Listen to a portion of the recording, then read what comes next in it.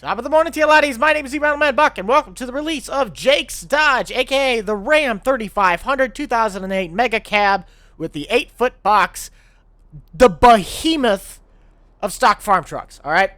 So, links down in the description down below. If you don't want to watch the rest of the video, go right ahead, but for anybody who wants to stick around, here we go.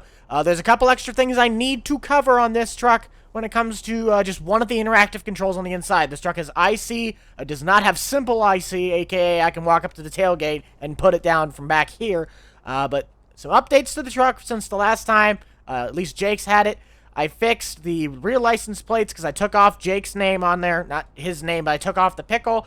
I gave it a fresh set of extra paints, and I fixed again, the remaining script issues on here. The only thing that still is a script issue is the IC lettering. I even tried pulling it out of a combine just for the scripting and then rewiring it to this. Still doesn't work. It still says missing IC controls.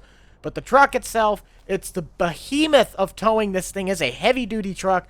It weighs a ton, and it's going to be able to tow. The suspension on it is absolutely flawless. It is not dynamic suspension, but it is very bouncy and very forgiving. So anybody who's going through rough terrain is going to be able to go through this thing just fine.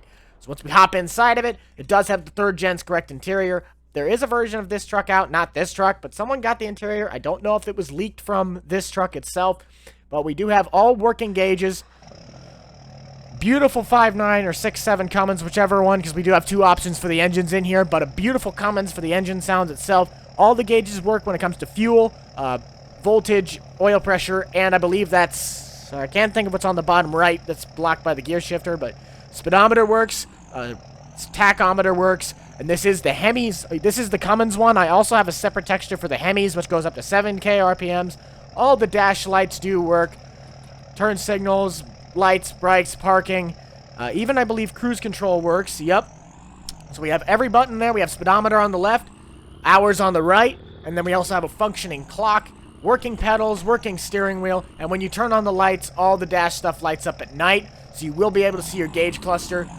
We do have dynamic working mud flaps in the rear, and these right now are equipped with the chrome rim setup, but as for all the interactive controls, we have the button right here, puts it from regular position, in essence the highway guys, to tow position, and I have it configured where once the mirror shifts to its upright position, the mirror actually turns itself, so both configurations are permanently set to where they actually are looking down the back of the truck. They adjust to where the position of the mirror is, so those are accurately done.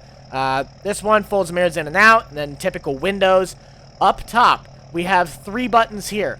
This one puts out the light that goes in the middle of the cab. This one puts out the one that's right here. Give us another set of dash lights. And then last but not least, there's this one that when you read the button thing up on the top left, it tells you it's just, again, these are all on and offs, but this folds up the back seat. It's physically functionless, but the fact that the truck actually had the detail to do said function is pretty nifty. So we got a functioning tailgate too, that goes down. We got a gooseneck hitch, electrical, an adjusting hitch in the rear. So now we'll just kind of get to the options on the truck. So nothing else really. We do have, again, a full UDIM, a light pattern on the outside of the truck, and the lights do actually function. Cab lights, back lights, turn lights, you got it all. I mean, reverse lights, they obviously work. But going into the store, it's going to be found under the cars category. Labeled 2008 Ram 3500 for $45,275. The actual options themselves, they bump up the steel wheels for $15.95. This is the one that most people are going to know for Jake's truck. I changed the color from pickle black to charcoal. So that's, again, just there. And then there's the color palette of the truck. I currently am running the wine red on the truck. I think that looks beautiful. I didn't know that actually would look good on this truck. Another great one is stone gray, if you guys like more of a tannish truck. But as for options, I am not making really a whole lot of these things optional on this truck. There is the hitch options in the rear, which go from none to basic standard. Then you go to a pintle, gooseneck, and then the adjustable gooseneck, then that's done. You can get the steel wheels or the premium chrome ones. And then the last but not least is 5.9 Cummins, 5.9 tune, 6.7 Cummins, and the 6.7 tune. So it's a very girthy truck, to say the least. It's got physically the functionalities of anything on here. Like I said, the truck is fairly heavy, so if you load this thing on a trailer and your truck does not weigh very much, it's gonna dip down the tongue on the trailer. It's a hefty moy, but she can do the work. She can tow this thing. It's got a Cummins in it, guys. The only thing that you have to worry about is the transmission.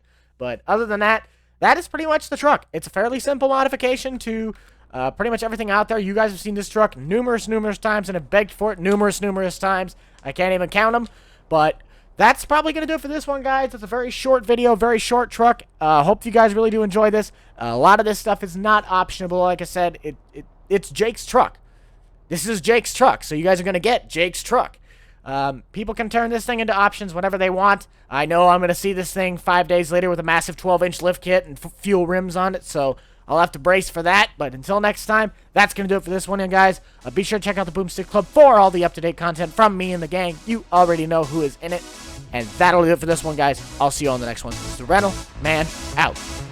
Peace.